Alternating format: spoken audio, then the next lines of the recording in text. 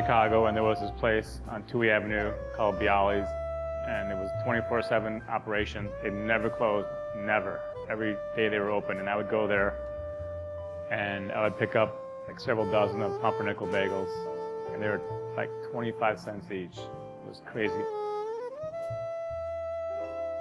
I would just get those bagels. They would be warm. They put them in a brown bag.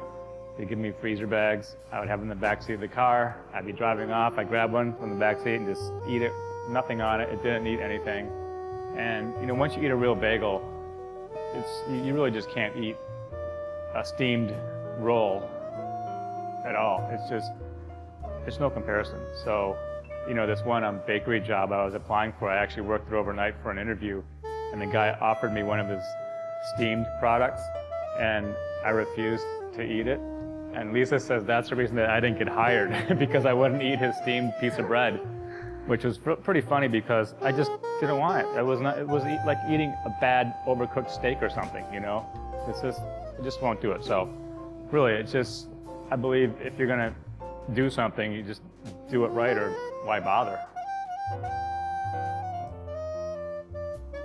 Well, when you first started making bagels for me, I was like, these are the best bagels I've ever had. And I've lived in lots of big cities, New York, Seattle, Chicago, Ann Arbor, a little big city, and I've had great bagels. And you made me get bagels, and I went crazy over them, and I loved them. And so, you know, when we couldn't find any bagels here, it just seemed like the logical thing to do. And I think we've found something to do that we both feel really great about. So the first thing basically that we do when we go into the shop is we start our starter, our sponge. So basically we just mix flour and yeast and water together and mix that in a bowl. It's kind of like a, what do you call it, pancake mix, a thick pancake mix.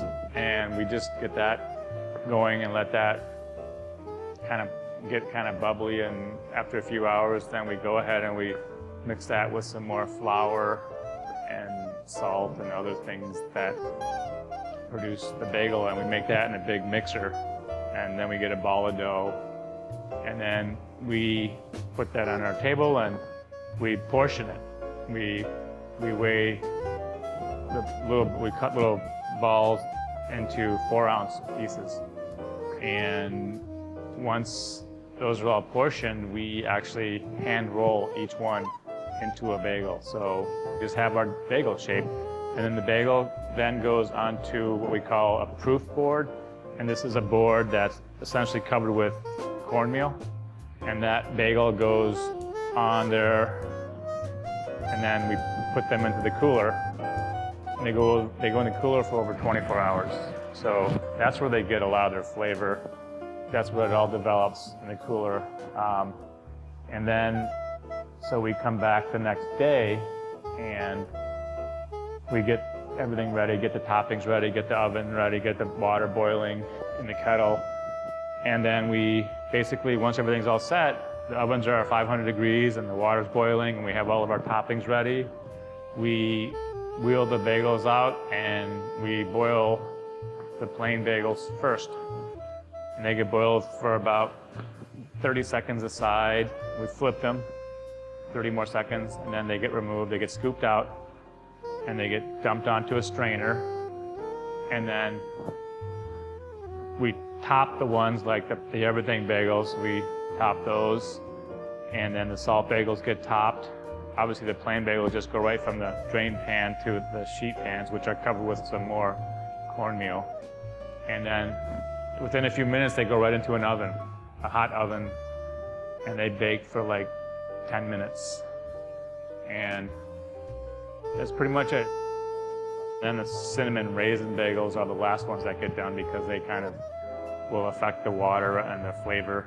So once they get out of the oven, they have to get lightly buttered. We brush them with some unsalted butter, and then we hand dip them in the sugar cinnamon mix. And then that's pretty much it. We let them cool, and then once they're cool, they go into the box just for delivery. That's how it began, with just looking for a bagel not finding a good one around here, and that's it. So it's been just really a crazy, wonderful experience.